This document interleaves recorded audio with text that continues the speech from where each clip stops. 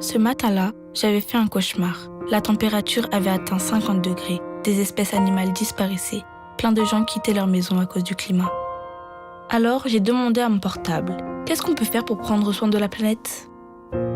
C'est comme ça que j'ai découvert Dalkia, et j'ai décidé d'aller les voir.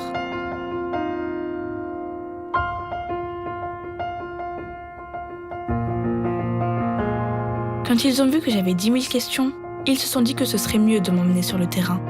J'ai découvert qu'il y avait plein de solutions pour prendre soin de la planète. Par exemple ici, à Lyon. C'est énorme, hein ? Ça s'appelle une chaufferie biomasse. Avec ces petits bouts de bois qui ne servaient à rien, on peut chauffer des milliers de logements. Des piscines, des hôpitaux. Oui, avec des petits bouts de bois.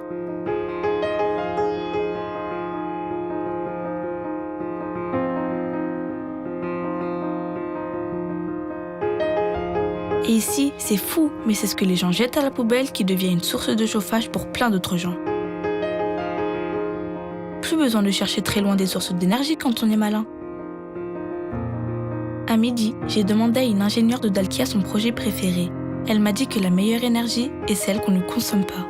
Elle m'a raconté qu'elle créait des solutions pour faire des économies d'énergie, avec des bâtiments qui consomment de moins en moins grâce aux techniciens de Dalkia et au traitement de toutes leurs données par des ordinateurs super intelligents.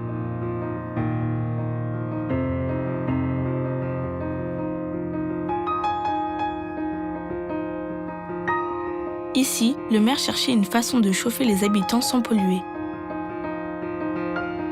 Chez Dalkia, ils ont eu l'idée d'aller chercher la chaleur que produisaient les fours de cette usine.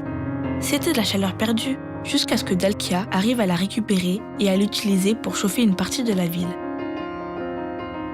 Après, je suis allée rendre visite à Aurélie et Bertrand qui habitent Marseille.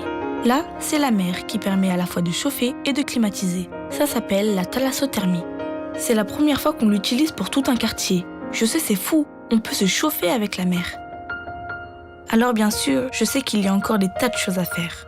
Mais savoir que chez Dalkia, il y a 16 000 femmes et hommes qui cherchent des solutions et surtout en trouvent, savoir qu'il y a plein de projets, plein d'idées pour changer notre façon de se chauffer, de se rafraîchir, ça m'a vraiment rassurée.